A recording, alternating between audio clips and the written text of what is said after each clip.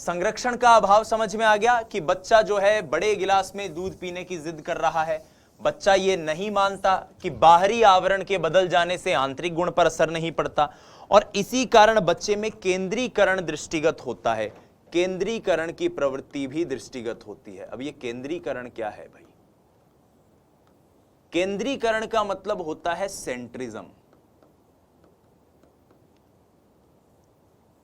Centrism का मतलब है कि एक समय पर बालक वस्तु के केवल एक ही गुण पर अपना ध्यान केंद्रित कर सकता है। एक समय पर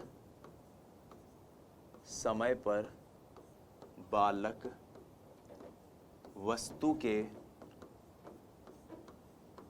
एक ही गुण पर ध्यान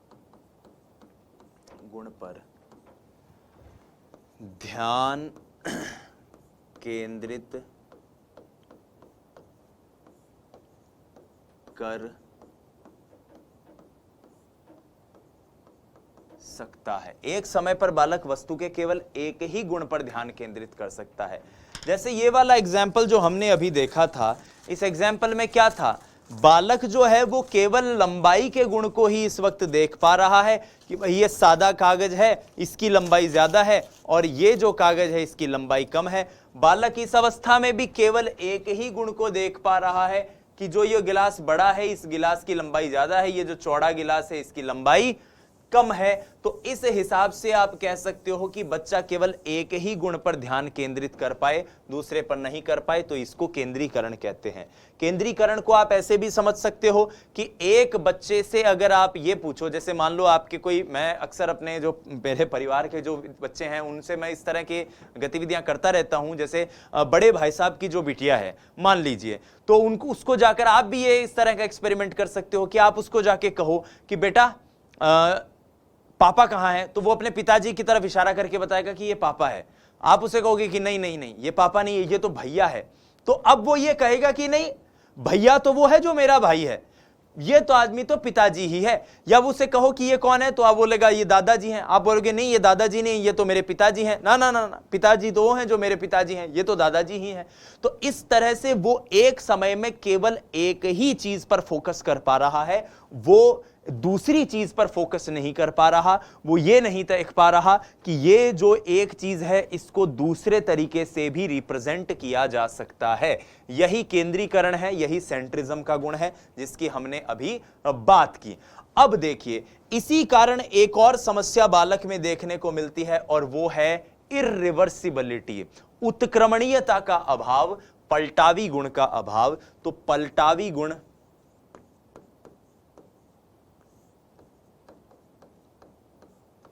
उत्क्रमणीयता का अभाव भी देखने को मिलता है।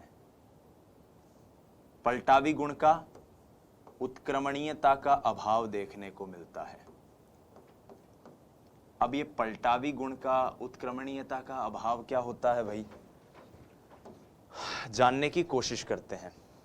आइए देखो, बालक अगर ये कर लेता कि भाई ये गिलास जो है इस छोटे गिलास के अंदर जब ये दूध लाया गया तो उसने कहा कि ये दूध तो कम है। इसी दूध को जब वापस इधर डाला गया तो वो ये अब भी नहीं समझ पा रहा, वो अब भी ये कह रहा है कि नहीं इसमें ज्यादा है, क्योंकि वो उल्टा नहीं सोच पा रहा ना कि जो दूध इधर से बड़े गिलास से छोटे गिलास में गया है वही तो छोटे से बड़े में जा रहा है। चिंतन की इसी परिसीमा के कारण बालक अंत से आरंभ की ओर नहीं सोच सकता। उत्क्रमणीयता का मतलब क्या है? उत्क्रमणीयता होती है अंत से आरंभ की ओर जाना। चिंतन की प्रक्रिया में, समस्या समाधान की प्रक्रिया में अंतिम अवस्था से आरंभिक अवस्था तक जाना। तो समस्या समाधान की प्रक्रिया में, समस्या समाधान की प्रक्रिया में अंत से आरंभ की ओर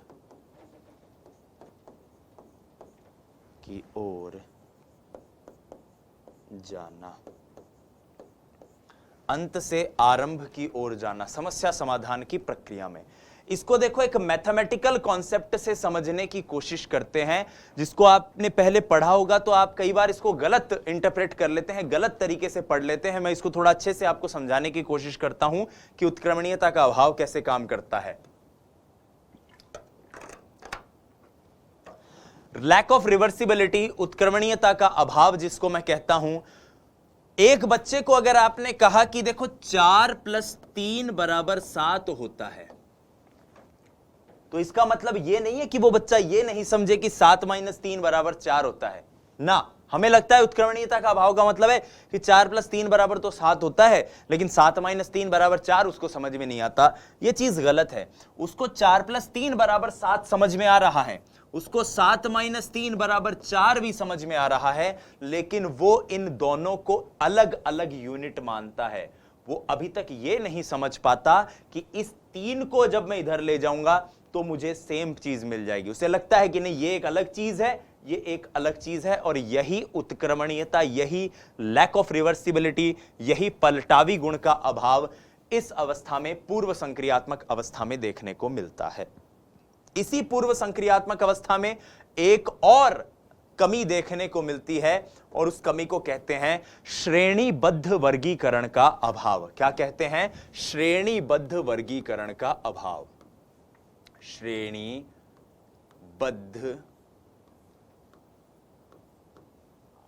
वर्गीकरण का अभाव, इसको इंग्लिश में कहते हैं lack of HIERARCHIAL, hierarchical classification.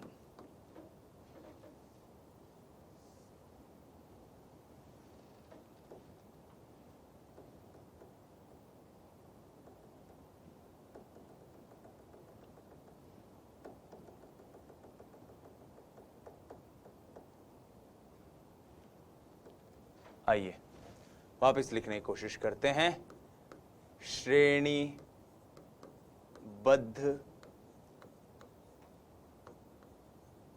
वर्गीकरण का अभाव, लैक ऑफ HIERARCHIAL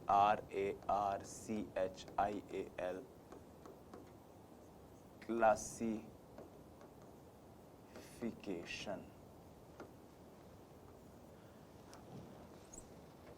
अभाव जिस चीज का है, पहले उस चीज को समझते हैं। हायरार्कियल क्लासिफिकेशन, श्रेणीबद्ध वर्गीकरण का मतलब है कि बालक किसी वस्तु के गुण, दोष, समानता, असमानता के आधार पर उसको वर्गीकृत कर सके। वस्तुओं को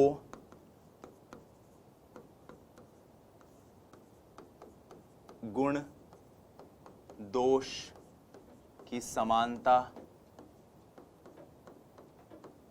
असमानता के आधार पर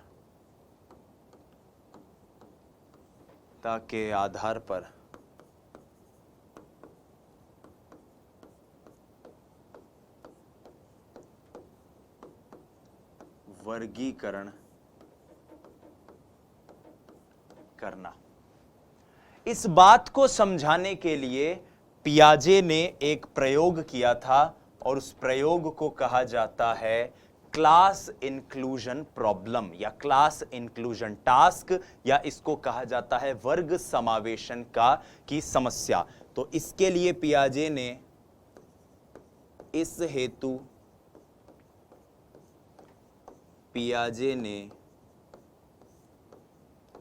वर्ग समावेशन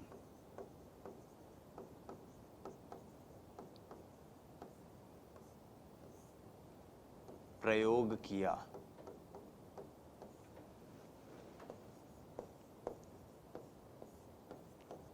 वर्ग समावेशन प्रयोग को इंग्लिश में कहते हैं क्लास इंक्लूजन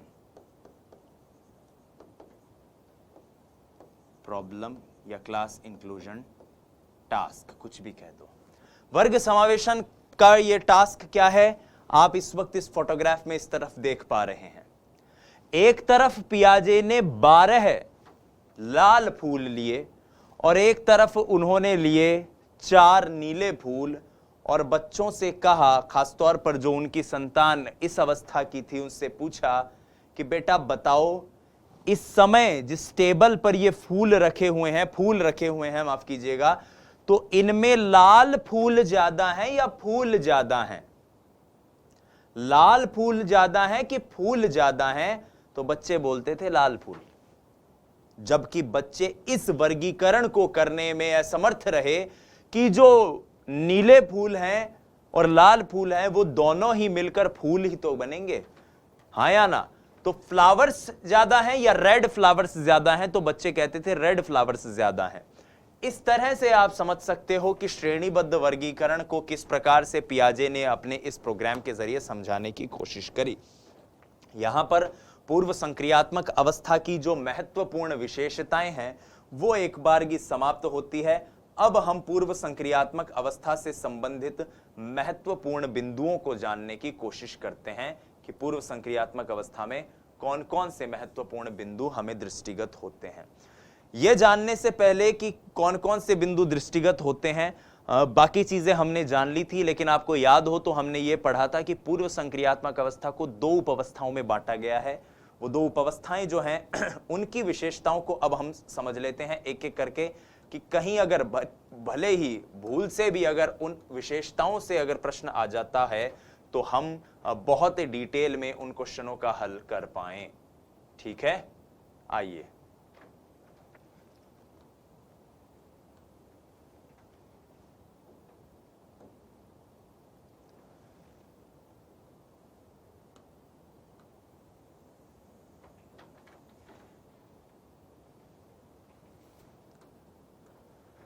तो सबसे पहले आपको ध्यान हो तो कौन सी अवस्था थी? प्राक संप्रत्यात्मक अवस्था।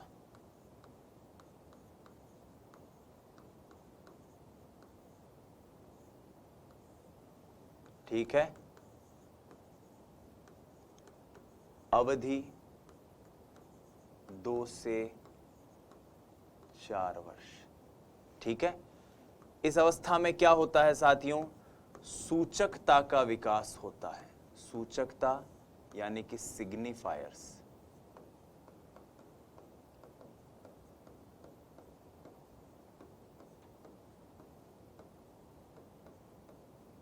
सूचकता का विकास होता है, सिग्निफायर्स का विकास। अब सूचकता के विकास में जो सबसे महत्वपूर्ण योगदान होता है वो होता है चिन्ह और संकेतों का। यह है चिन्ह व संकेतों द्वारा होता है। इसको ऐसे समझ सकते हैं कि संकेत का मतलब क्या है कि एक बच्चा, आपने महसूस किया होगा कि एक बच्चा होता है, माँ उसके हमेशा सामने रहती है, तो माँ की एक प्रतिमा उसके आंखों में बन जाती है, उसके मस्तिष्क में बन जाती है, माफ कीजिएगा। अब कहीं माँ अगर रसोई से आवाज दे रही है तो यह आवाज एक संकेत होगा जिसके जरिए ऑटोमेटिकली वो छवि बन जाएगी आवाज को सुनते ही कि हाँ ऐसी आवाज, तो ये आवाज तो मेरी माँ की है, और दिमाग में माँ की छवि आ जाएगी। तो इस प्रकार से चिन्ह और संकेतों के द्वारा सूचकता का विकास होता है, और इसी के जरिए, प्रतिबिंबों के जरिए, संकेतों के जरिए व्यक्ति अधिगम करता है, एक तरह से चिंतन का विकास करता है, संज्ञानात्मक विकास करता है। सूचकता द्वारा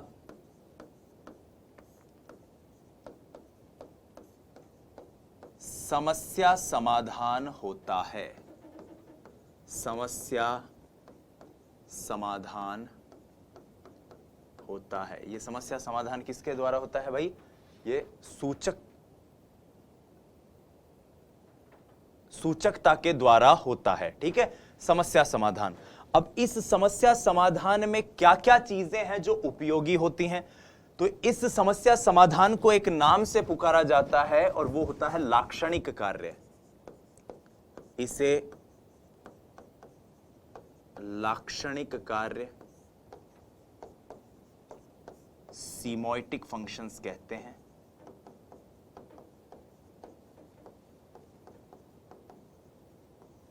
पहली बात तो। दूसरी बात जो इसमें आपको याद रखनी है, सीमोइटिक फंक्शन, लाक्षणिक कार्य, वो ये कि यह खेल व अनुकरण के द्वारा होता है, यह खेल व अनुकरण द्वारा होता है, खेल व अनुकरण द्वारा होता है। सबसे महत्वपूर्ण बात जो आपको यहां पर याद रखनी है, खासतौर पर प्राक संप्रत्यात्मक अवस्था के लिए, अवधि के लिए, वो ये कि देखो यही वो अवस्था थी जिसको हम पूर्व बाल्यावस्था के नाम से जानते हैं, जहां अनुकरण द्वारा अधिगम की प्रवृत्ति होती है, और इसी तरह खेल द्वारा, अनुकरण द्वारा बालक संकेतों को, प्रतीकों को समझते हुए अपने संज्ञान का विकास कर लेता है। जो बड़ी परिसीमा है अहम केंद्रवाद की, जीववाद की, वो भी इसी में पाई जाती है। तो जीववाद व अहम केंद्रवाद परिलक्षित होते हैं।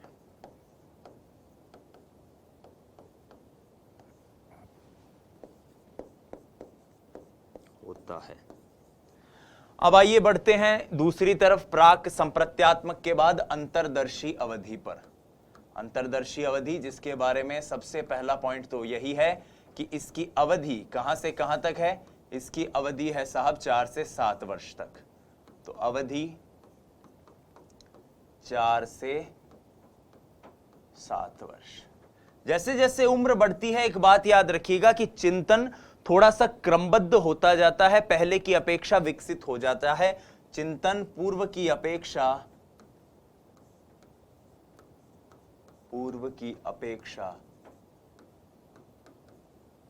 विकसित हो जाता है,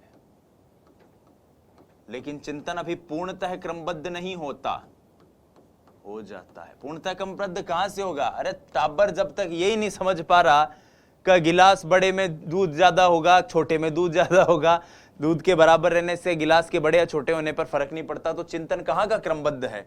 तो चिंतन में क्रमबद्धता अभी भी नहीं होती। चिंतन पूर्णतः क्रमबद्ध नहीं होता, पूर्णतः क्रमबद्ध नहीं होता। चिंतन पूर्णतः क्रमबद्ध अभी भी नहीं होता है, अभी भी उसमें पूर्ण क्रमबद्धता का अभाव होता है, पहली बात तो। इसी कारण इस समय संरक्षण का अभाव, संरक्षण व उत्क्रमणीयता का अभाव देखने को मिलता है। उत्क्रमणीयता का अभाव देखने को मिलता है, अभाव इसी अवस्था में देखने को मिलता है। तो ये कुछ हमने महत्वपूर्ण विशेषताएं देखी किसकी? प्राक संप्रत्यात्मक अवस्था की, अंतर्दर्शी अवस्था की, और जो दोनों मिलकर बन जाती है क्या? पूर्व संक्रियात्मक अवस्था। अब हम चलते हैं अगली अवस्था पर, जो है हमारी मूर्त संक्रियात्मक अवस्था। एक चीज याद रखिए, मैं एक बार पुनः रिकैप करने की कोशिश करता हूं। सबसे पहले ज्ञानेंद्रियों के द्वारा चिंतन की हमने बात करी थी, वो थी हमारी संवेदी पेशीय अवस्था, जहां पर ज्ञानेंद्रियों के प्रयोग से व्यक्ति सीख रहा है। फिर आती थी पूर्व संक्रियात्मक अवस्था, जहां व्यक्ति सीखता है किसकी मदद से? वो सीख रहा है चीजों के संकेतों की मदद से, प्रतीकों की मदद से, प्रतिबिंबों की मदद से। और अब जब बच्चा स्कूल जाने लग गया है, तो जाहिर सी बात है थोड़ा सा तार्किक होकर सोचेगा ना, पहले की तरह पागलपन तो नहीं करेगा वो। तो ये अवस्था जो 7 से 11 वर्ष की होती है, ये उसके विद्यालय जाने की अवस्था से मैच करती है, और इसी 7 से 11 वर्ष की अवस्था को मूर्त संक्रियात्मक अवस्था कहा जाता है, क्योंकि अब वो कॉन्क्रीट रूप से संक्रियाएं करने लग गया है। पूर्व संक्रियात्मक मतलब इससे पहले दिमाग में संक्रिया नहीं हो रही थी, और मूर्त संक्रियात्मक मतलब अब दिमाग मूर्त रूप से तो संक्रियाएं करने लग गया है। संक्रिया का मतलब वो सारी प्रक्रियाएं जिसके जरिए मेंटल गतिविधि होती है, स्मृति की, चिंतन की, तर्कना की, ये सारी मानसिक गतिविधियां होती है। इसको एक बड़े सिंपल से उदाहरण से समझाता हूं आपको। एक छोटा बच्चा जब घड़ी देखता है तो कैसे देखता है? कि छोटी सुई तो 4 पर है, बड़ी सुई 6 पर है, हाँ या ना? यानी दिमाग अभी संक्रियाएं नहीं कर रहा, और ऐसा बच्चा हमेशा पूर्व संक्रियात्मक अवस्था का ही होता है। जो मूर्त संक्रियात्मक अवस्था का होता है वो गणित को समझने लग जाता है, पढ़ने लग जाता है, थोड़ा दिमाग आ जाता है, दिमाग ठिकाने भी आ जाता है उसका। अब उसको पूछो तो टाइम भले ही लगाएगा, लेकिन वो छोटी 4 पर बड़ी 6 पर नहीं बोलेगा, वो ऐसे बोलेगा 4:30। इतना माथा फोड़ी करके वो कुछ किसी तरीके से चिंतन करता है। तो यहां पर पहला पॉइंट जो बनता है वो सिंपल सा पॉइंट बनता है कि विचार तर्क संगत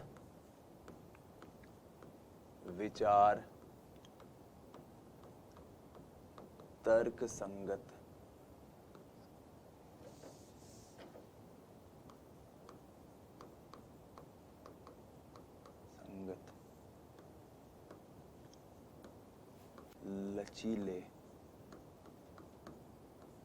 और क्रमबद्ध बनते हैं।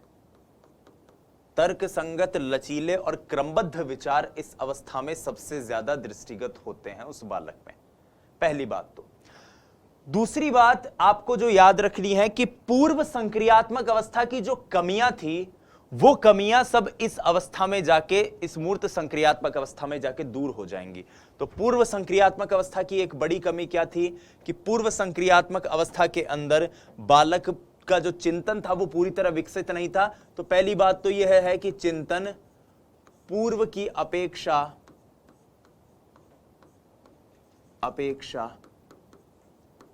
विकसित हो जाता है, विकसित हो जाता है। पूर्व की अपेक्षा चिंतन विकसित हो जाता है।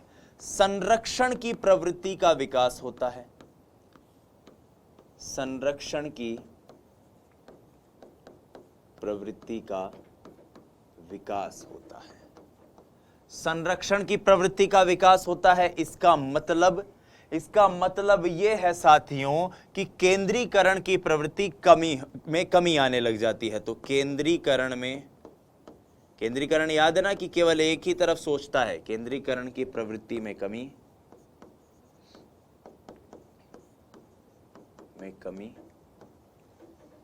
और विकेंद्रण प्रारंभ,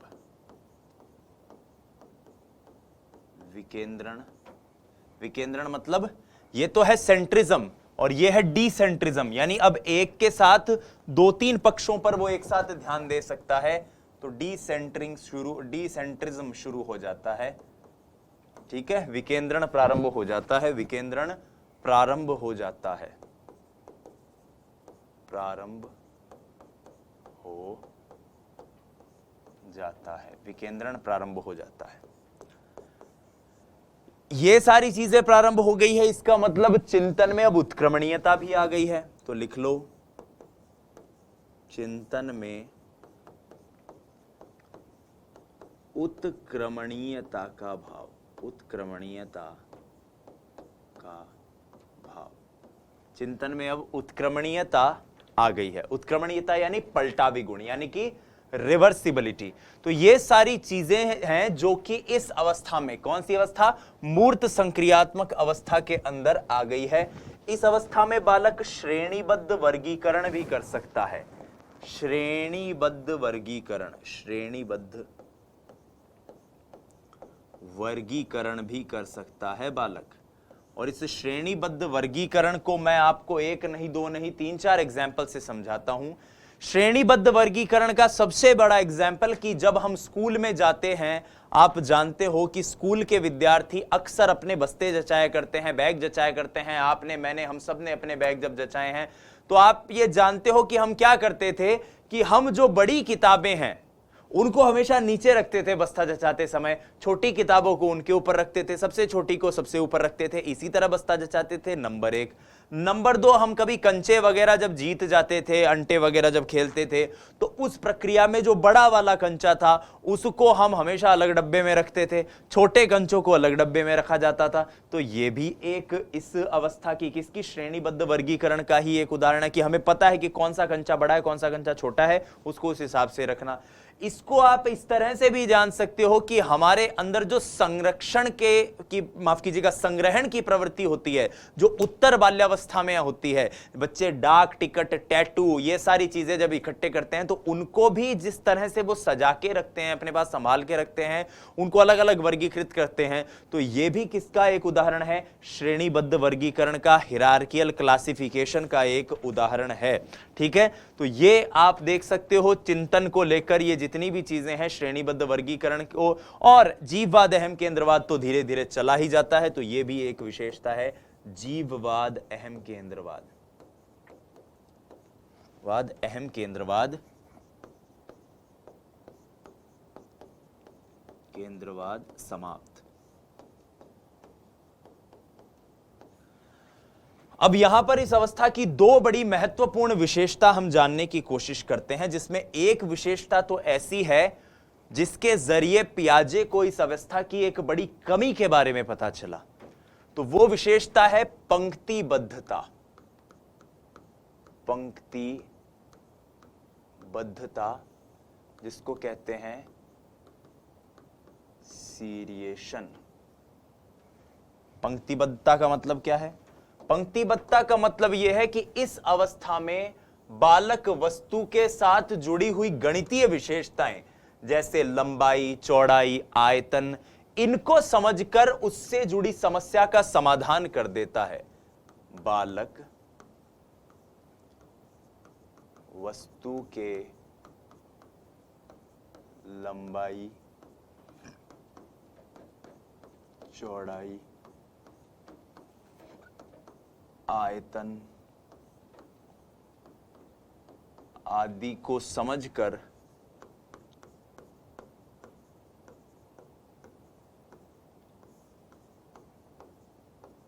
समस्या समाधान कर लेता है। आयतन वगैरह को समझकर, लंबाई वगैरह को समझकर अगर कोई समस्या उसे दी जाए तो उस समस्या का वो समाधान कर देता है। और इसको समझाने के लिए पियाजे ने लकड़ी के टुकड़ों को क्रम से सजाने का प्रयोग करवाया। इस हेतु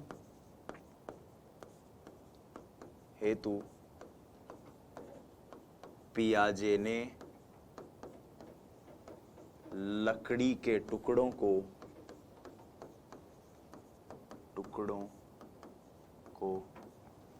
क्रम से सजाने का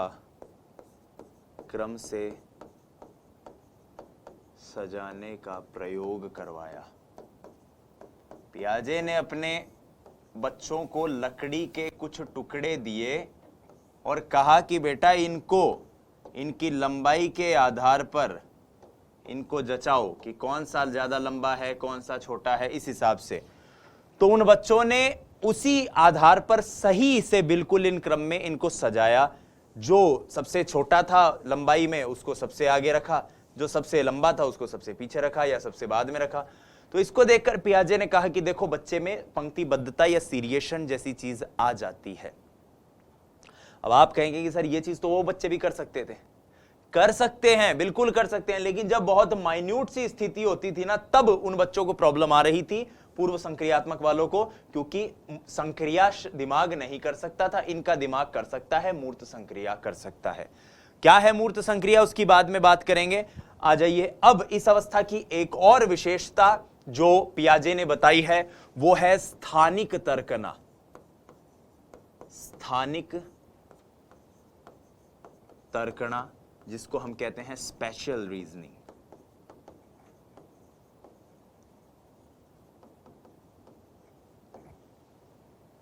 ये स्थानिक तर्कना क्या है? मान लीजिए आपसे मैं कहूं कि आपका घर किस तरफ है, आप मुझे बताने लग जाएं कि साहब देखो बस स्टैंड से आप उतरिएगा हमारे गांव में और वहां से आप सीधे चलिए। सीधे चलेंगे तो दाईं तरफ एक पोस्ट ऑफिस वाली गली आएगी, उस पोस्ट ऑफिस वाली गली में आप आगे चले जाइए। वहां से आप आगे जाते जाएंगे तो आगे एक मंदिर आएगा, उस मंदिर से आप थोड़ा सा लेफ्ट हो जाइएगा। वहां से आप जाओगे ना लेफ्ट में, तो एक गली, दो गली, तीसरी गली जब आएगी उस गली में हमारा मकान है। तो आपको जब मैं ये बात बता रहा हूं तो आपके दिमाग में एक हल्की फुल्की सी एक इमेज बन रही होगी, या आप मुझे अगर ऐसी कोई बात बताओ तो मेरे दिमाग में इमेज बनेगी। इस अवस्था में बालक इस तरह की इमेजिनेशन द्वारा, इस तरह की स्थानिक तर्कना के द्वारा, इस तरह की संज्ञानात्मक मानचित्रण के द्वारा, कॉग्निटिव मैपिंग के द्वारा समस्या समाधान कर सकता है। ठीक है, हम छोटे बच्चे को जब, क्योंकि आत्मनिर्भरता की अवस्था है, ये बच्चा मिथ्या परिपक्वता में आ गया है, बाजार जाके काम करने लग जाता है, घर के कामों में सहयोग करने लग जाता है, तो बच्चे को आपने कहा कि बेटा एक बार बाजार से जाकर ये सामान लिया, तो आपको बच्चा कहे कि ये कौन सी दुकान है, कौन सी दुकान पे मिलता है, तो आप उसे कहो कि देख यहां से इधर जाना, उधर जाना, 2 गली छोड़ के पंसारी की दुकान आएगी, पंसारी की दुकान के ठीक सामने एक छोटा सा वो कटला है, उसकी तरफ चले जाना। तो यहां से क्या है, उस बच्चे को समझ में आने लग जाती है अब चीजें। तो ये पॉइंट आप जरूर याद रखिएगा कि बालक संज्ञानात्मक मानचित्रण, दैट इज कॉग्निटिव मैपिंग, संज्ञानात्मक मानचित्रण द्वारा स्थान विशेष को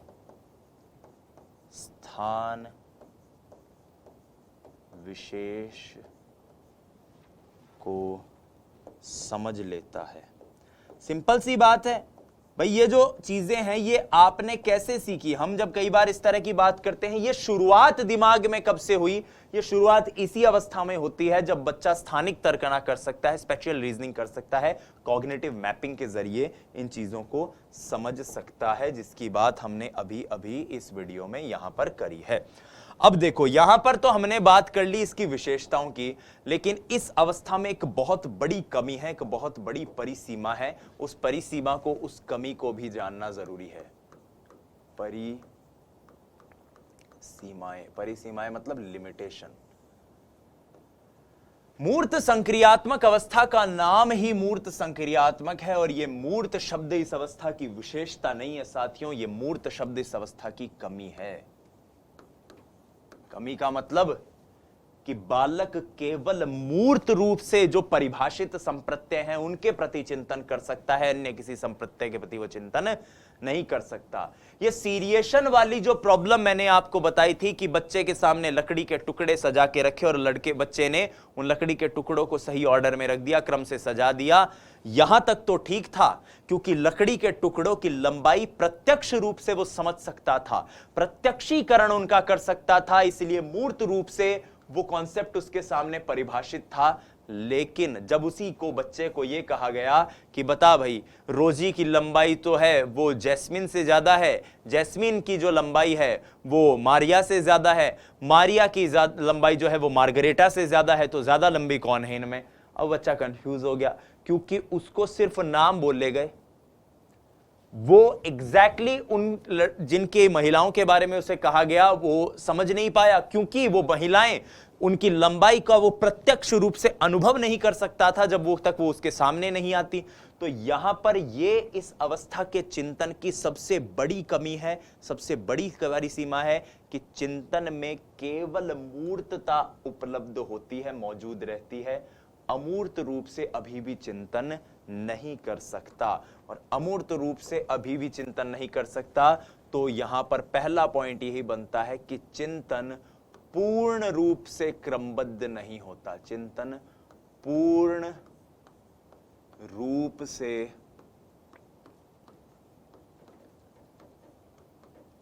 क्रमबद्ध नहीं होता, पूर्ण रूप से क्रमबद्ध चिंतन अभी भी नहीं होता। सोचो आप, क्योंकि चिंतन में मूर्तता तो है, अमूर्तता का अभाव होता है। चिंतन में मूर्तता तो है, अमूर्तता का अभाव होता है। चिंतन में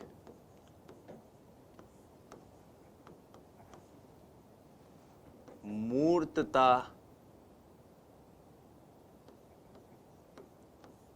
होती है, किंतु अमूर्तता का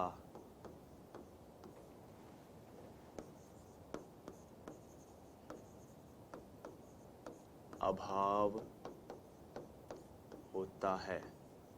अंतिम पॉइंट एक जो बनता है इसका कि तार्किक रूप से उपलब्ध, तार्किक रूप से उपलब्ध सभी समाधानों पर, सभी समाधानों पर विचार संभव नहीं,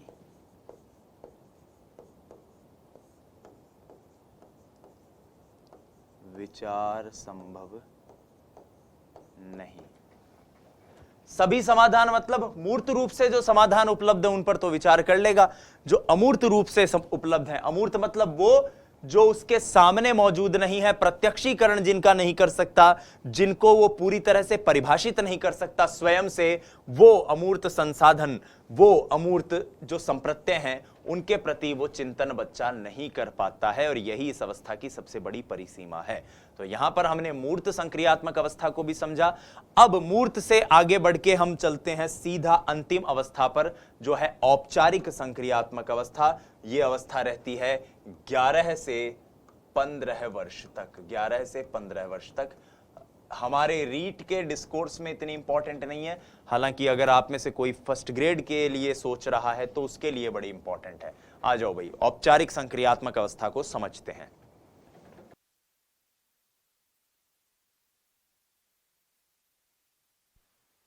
हेलो हेलो,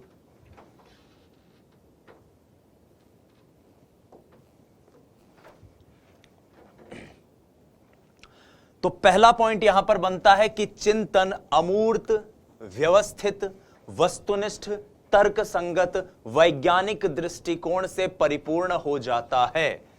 तो चिंतन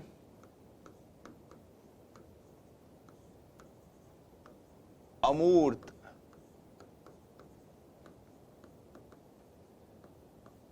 व्यवस्थित, तर्क संगत,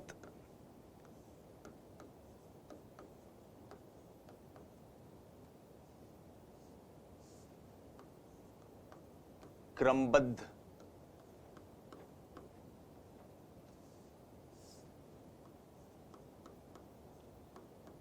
वैज्ञानिक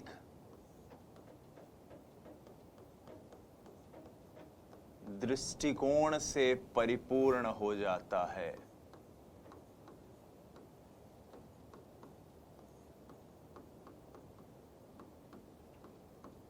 एक ही समस्या थी, चिंतन जो है वो क्या था, चिंतन अमूर्त नहीं था, तो अब चिंतन अमूर्त भी हो गया है, पहली बात। तो दूसरी बात यहां पर आपको याद रखनी है कि फॉर्मल ऑपरेशनल स्टेज के अंदर जो सबसे इंपॉर्टेंट चीज है कि चिंतन में वस्तुनिष्ठता वस्तुनिष्ठता और वास्तविकता की भूमिका बढ़ जाती है। और वास्तविकता, अब आप कहेंगे कि सर वस्तुनिष्ठता क्या होती है? वस्तुनिष्ठता एक ऐसी चिंतन की वैचारिक शक्ति से है जहां पर आपको, इसको हम अंग्रेजी में कहते हैं ऑब्जेक्टिविटी। वस्तुनिष्ठता का मतलब है जहां पर एक और श्रेष्ठ समाधान आप खोज सको, इसको हम वस्तुनिष्ठ कहते हैं। यानी आप एक श्रेष्ठ समाधान खोज सकने की शक्ति आप में है, वो वस्तुनिष्ठता है। जैसे कि वस्तुनिष्ठ का मतलब क्या है? हम जब आपसे प्रश्न पूछते हैं कि बताइए राजस्थान की राजधानी क्या है, तो सबका जवाब जयपुर होगा ना, कोई जोधपुर तो नहीं बताएगा। लेकिन मैं पूछूं कि राजस्थान में घूमने के लिए बढ़िया जगह कौन सी है, तो कोई हो सकता है चित्तौड़ बता दे, कोई जोधपुर बता दे, कोई जैसलमेर बता दे, कोई शेखावाटी बता दे, कोई जयपुर भी बता दे। तो यहां पर आत्मनिष्ठ तरीका था, सब्जेक्टिव तरीका। लेकिन ऑब्जेक्टिव तरीके में क्या होता है, सही उत्तर एक ही होगा, एक ही श्रेष्ठ समाधान होगा। इसको आप कन्वर्जेंट, डाइवर्जेंट और उन सब चीजों से भी समझ सकते हैं, हाँ या ना, जो अपन थिंकिंग के अंदर समझते हैं, ठीक है। और वास्तविकता मतलब रियलिटी। अब वास्तविकता, यथार्थ को वो समझने लग जाता है। हालांकि अभी भी इसके बावजूद चिंतन में आदर्शवाद रहता है। एक चीज आप याद रखिएगा कि किशोरावस्था का अहम केंद्रवाद या किशोरवय अहम केंद्रवाद दृष्टिगत होता है, किशोरवय अहम केंद्रवाद भी रहता है। और किशोरवय अहम केंद्रवाद क्या था, याद करो जब हमने बात की थी पूर्व संक्रियात्मक अवस्था के अहम केंद्रवाद की, कि मेरा मत सही है, मेरा ही मत सही है, सामने वाले का भी मत वही है। और यहां बच्चा कहता है कि मेरा मत सही है, मेरा ही मत सही है, सामने वाला समझता ही नहीं है। इसीलिए यहां पर काल्पनिक श्रोता, यानी उसे लगता है सब मेरे ही बारे में विचार कर रहे हैं। व्यक्तिगत दंत कथा, कि उसे लगता है मेरी अनुभूति कोई समझ ही नहीं सकता। अपराजेयता, कि उसे लगता है कि मैं अगर कोई गलत काम करूंगा तो पकड़ा नहीं जाऊंगा। इस तरह की चीजें, तीन चीजें इसके अंतर्गत देखने को मिलती है। किशोरावस्था की ये विशेषताएं आप देख सकते हैं किशोरावस्था की विशेषता वाले सेक्शन में, और YouTube पर भी आप चाहें तो, अगर चेक करें तो वहां से भी आप देख सकते हैं, वहां पर किशोरावस्था की विशेषताओं का एक लेक्चर स्पेसिफिकली हमने अपलोड किया है जो हमारे इन्हीं क्लासेस से लिया हुआ है। ठीक है, तो किशोरावय की अहम केंद्रवाद को आप इसके जरिए समझ सकते हो। एक पॉइंट बनता है समस्या समाधान की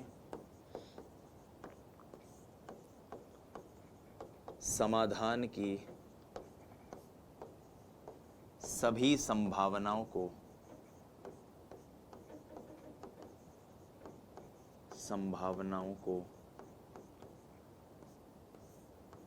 तलाश लेता है।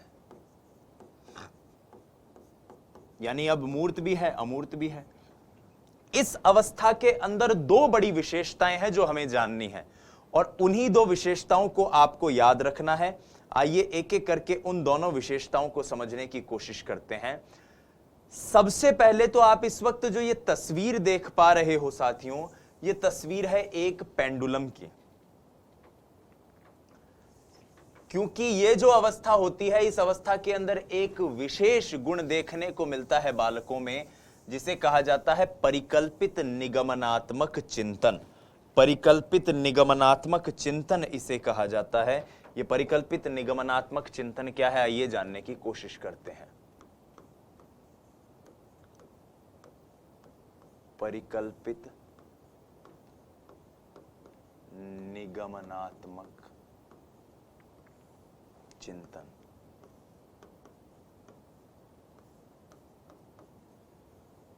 हाइपोथेटिको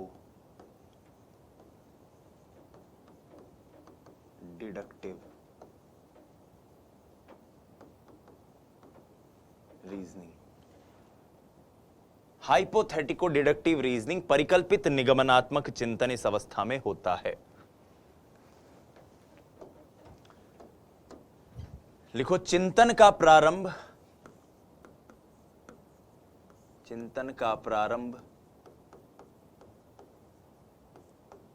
एक नियम,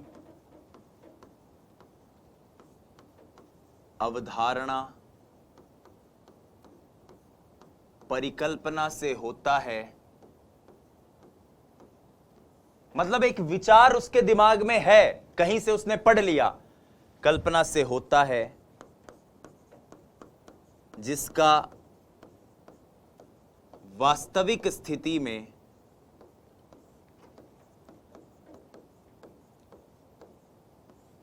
में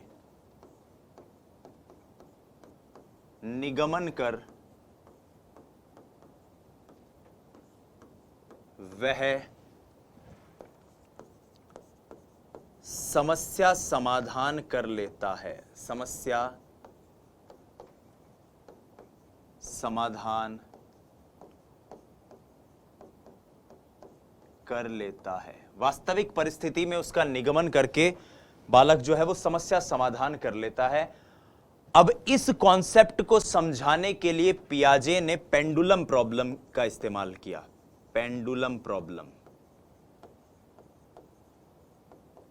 या पेंडुलम टास्क, कुछ भी कह दो। पेंडुलम यानी कि लोलक। आप अगर भौतिक विज्ञान या फिजिक्स को आपने पढ़ा हो तो आप जानते होंगे कि पेंडुलम का मतलब ये कुछ नहीं होता, एक रस्सी से अगर किसी ऑब्जेक्ट को अगर ऐसे लटका दिया जाए और फिर वो ऑब्जेक्ट इस तरह से घूमता रहे तो उसको कहते हैं पेंडुलम। ठीक है, अब पियाजे ने पहले मूर्त संक्रियात्मक अवस्था के जो बच्चे थे उनसे एक सवाल किया। उनसे सवाल ये किया कि बच्चों एक बात बताओ कि ये एक पेंडुलम है जिसको मैंने यहां पर ऐसे बांध रखा है।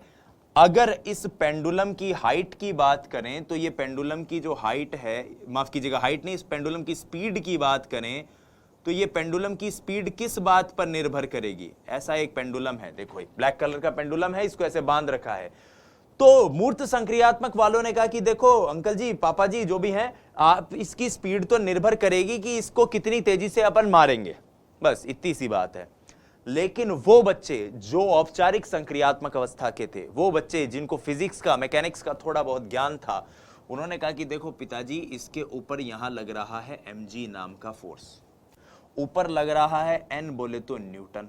ठीक है, ये वो जगह है जहां पर हाफ mv स्क्वायर जो है उस हिसाब से काइनेटिक एनर्जी लग रही है 1/2 mv²।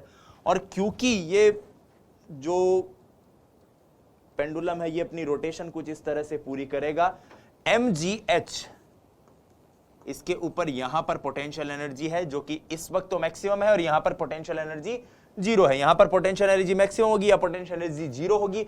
तो इसका मतलब ये जो लोलक है, पेंडुलम है, इसकी गति केवल और केवल इसकी गति पर निर्भर नहीं करेगी, बल्कि इस लोलक की लंबाई पर भी निर्भर करेगी कि रस्सी कितनी लंबी है। क्योंकि mgh पोटेंशियल एनर्जी है, ये इस पर भी निर्भर करेगी कि इस लोलक का मास कितना है, इस लोलक का वजन कितना है, पेंडुलम का वजन कितना है। ये इस पर भी निर्भर करेगी कि ये पेंडुलम समुद्र तल से कितनी ऊंचाई के ऊपर रखा गया है, ये पानी जैसे या किसी द्रव्य पर में तो नहीं रखा गया है। तो इस हिसाब से उन बच्चों ने ये अंदाजा लगा के जब जवाब दिया तो पियाजे ने कहा कि बच्चों में परिकल्पित निगमनात्मक है। ये तो एक परिकल्पना है जो इसकी ग्रेविटेशनल फोर्स की, इस परिकल्पना का इस्तेमाल, इस परिकल्पना का निगमन बच्चा कर रहा है। कहां पर? एक वास्तविक समस्या में डिडक्टिव रीजनिंग का इस्तेमाल कर रहा है, निष्कर्ष से उदाहरण में उपयोग उसका कर रहा है, और इसलिए इस पेंडुलम प्रॉब्लम के जरिए बालक में यह निगमन चिंतन शुरू हो गया है। दूसरा जो उन्होंने प्रयोग किया इस अवस्था की विशेषता को जानने के लिए, वो था प्रोपोजिशनल थॉट्स। प्रोपोजिशनल थॉट्स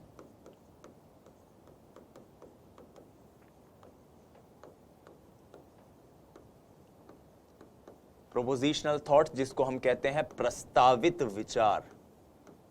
प्रस्तावित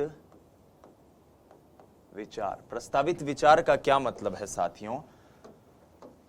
प्रस्तावित विचार से मेरा अभिप्राय है एक ऐसी विशेषता से जहां कथन के आधार पर व्यक्ति निष्कर्ष निकालने लग जाए। कथन के आधार पर निष्कर्ष निकालने का मतलब क्या है?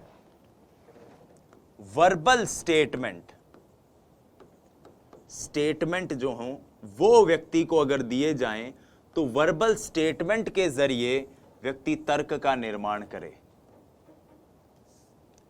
कथन के आधार पर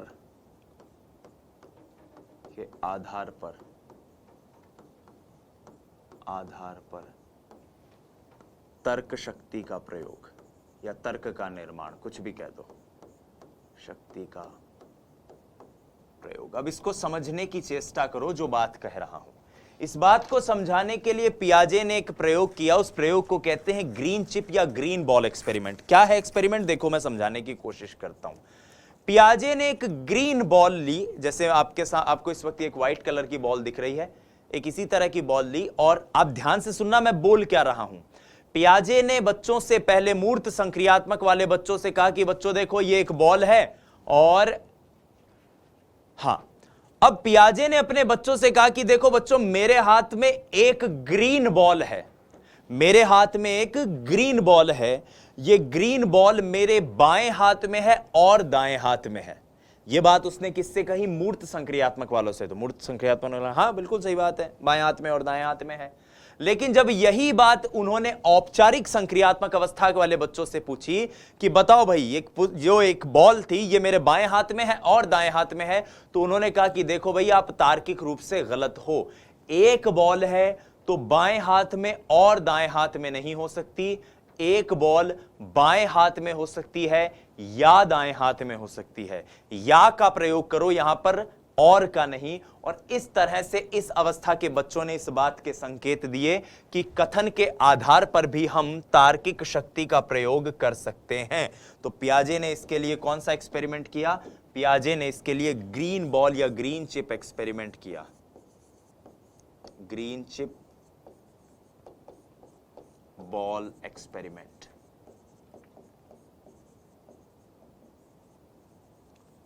इस लिहाज से पियाजे ने समझाने की कोशिश करी कि तर्कना बालक कथन के आधार पर भी करते हैं। आप में से अगर कुछ साथी रीजनिंग को जानते होंगे तो रीजनिंग में जितनी भी चीजें इस्तेमाल होती हैं, जितने भी कॉन्सेप्ट इस्तेमाल होते हैं रीजनिंग के अंतर्गत, उन सभी कॉन्सेप्ट्स का प्रयोग इसी प्रकार से इस तरह के क्वेश्चन आते हैं, उसके अंदर सिलोजिज्म के क्वेश्चन आते हैं, एक्शन रिएक्शन के क्वेश्चन आते हैं। वो जो क्वेश्चन आते हैं कॉज एंड इफेक्ट वाले, एक्शन रिएक्शन वाले, सिलोजिज्म वाले, उन क्वेश्चंस को व्यक्ति के अंदर जो विद्यार्थी होता है वो कथन के आधार पर ही तो तर्क शक्ति का प्रयोग करता है। जैसे लिखा था ना, सारे बैट बॉल हैं, सारे बॉल जो हैं वो क्रिकेट के स्टंप हैं, तो कुछ बॉल स्टंप हैं, कुछ बॉल बैट हैं। ये कथन के आधार पर तर्क शक्ति का प्रयोग, तर्कणा का प्रयोग औपचारिक संक्रियात्मक अवस्था की ही विशेषता है। यहां पर चिंतन पूर्णतः परिपक्व हो जाता है, कंप्लीट हो जाता है, और यहां पर पियाजे की चारों अवस्थाओं की विशेषता भी कंप्लीट हो जाती है। अब आइए हम डिटेल में एक बार हर एक अवस्था की विशेषता का रिकैप कर लेते हैं ताकि हमें कोई कंफ्यूजन ना रहे। हमने बात करी थी सबसे पहले संज्ञानात्मक विकास के सिद्धांत में पियाजे के द्वारा दी गई 4 अवस्थाओं की, संवेदीगामक, पूर्व संक्रियात्मक, मूर्त संक्रियात्मक, औपचारिक संक्रियात्मक। जन्म से 2 वर्ष, 2 से 7 वर्ष, 7 से 11, 11 से 15।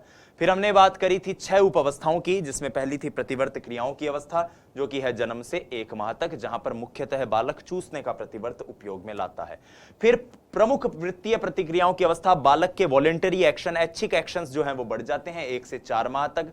प्रमुख इसलिए क्योंकि ये क्रियाएं प्रमुख है, वृत्तीय इसलिए क्योंकि बार बार दोहराई जाती हैं। बालक निपल व चमच के लिए भी अलग अलग तरीके से मुंह खोलता है। उसके बाद लॉरेंट पर प्रयोग किया था गौण वृत्तीय क्रियाओं की अवस्था 4 से 8 माह तक, जहां बच्चा रीचिंग एंड मैनिपुलेटिंग ऑब्जेक्ट के काम करने लग जाता है। बालक माता पिता के साथ, अभिभावक के साथ सक्रिय रूप से खेलता तो है, लेकिन वो उस खेल में शामिल नहीं हो पाता, मजा उसे बहुत आता है। उसके बाद गौण स्कीमेटा के समन्वय की अवस्था, जहां पहली बार वस्तु स्थायित्व के लक्षण दिखाई देते हैं, लेकिन पूरी तरह से नहीं होते, क्योंकि ए नॉट बी सर्च की प्रधानता होती है। उसके बाद अगली अवस्था में तृतीय वृत्तीय प्रतिक्रियाओं की अवस्था, अन्वेषी व्यवहार ज्यादा होता है, प्रयास त्रुटि करता है, गिरता है, पढ़ता है, गिरता है, और मानसिक संयोग द्वारा नए साधन की खोज, जहां पर ल्यूसियाना का मैंने एक्सपेरिमेंट बताया था, गाड़ी चलाते हुए वो किस तरह से गाड़ी की दिशा को मोड़ रही थी। वस्तु स्थायित्व विकसित हो जाता है, मानसिक प्रतिबिंबों के जरिए अब चिंतन शुरू हो जाता है। संज्ञान का निर्माण प्रतीकों, संकेतों, प्रतिनिधित्वात्मक गतिविधियों से होता है पूर्व संक्रियात्मक अवस्था में। इसकी 2 उपअवस्थाएं हैं, प्राक संप्रत्यात्मक और अंतर्दर्शी। मेक बिलीव प्ले, जहां बच्चा छोटी छोटी चीजों का उपयोग करके ऐसे बोलता है कि हाँ हेलो फोन, पापा कैसे हो, इस तरह की गतिविधियां करता है।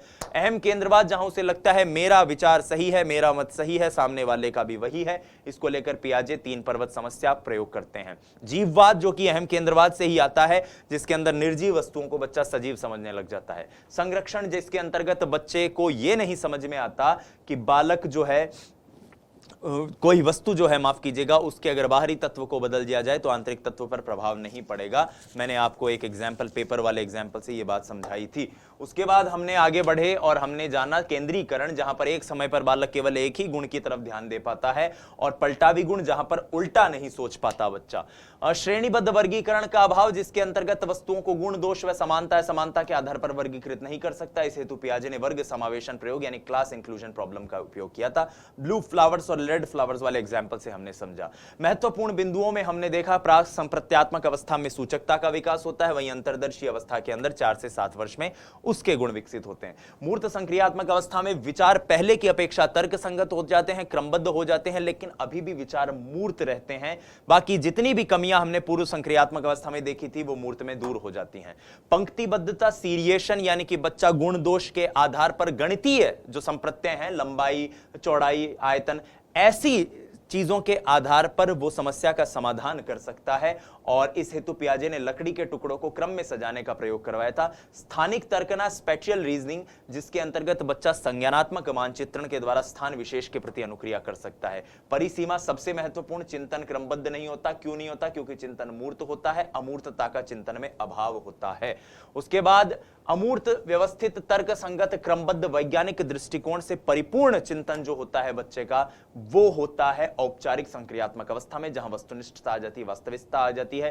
किशोरवय अहम केंद्रवाद भी देखने को मिलता है, जिसमें लगता है मेरा मत सही है, सामने वाला समझता ही नहीं है। समस्या समाधान की सभी संभावनाओं को तलाश लेता है। इस हेतु एक तो पियाजे ने पेंडुलम प्रॉब्लम करवाया था, जिसके जरिए बताया कि परिकल्पित निगमनात्मक चिंतन मौजूद रहता है, कि बालक कुछ फार्मूले, कुछ कॉन्सेप्ट उसके दिमाग में है, उनका उपयोग करेगा दैनिक समस्या के समाधान में, किसी उदाहरण में, किसी रियल लाइफ प्रॉब्लम में। और दूसरा है प्रपोजिशनल थॉट, प्रस्तावित विचार, जिसके अंतर्गत कथन के आधार पर बालक तार्किक जो है निर्णय ले सकता है, जैसे कि ग्रीन चिप वाले एक्सपेरिमेंट के जरिए कि या तो इसमें है या इसमें, एक ही बॉल है तो और शब्द नहीं, या ज्यादा बेहतर है।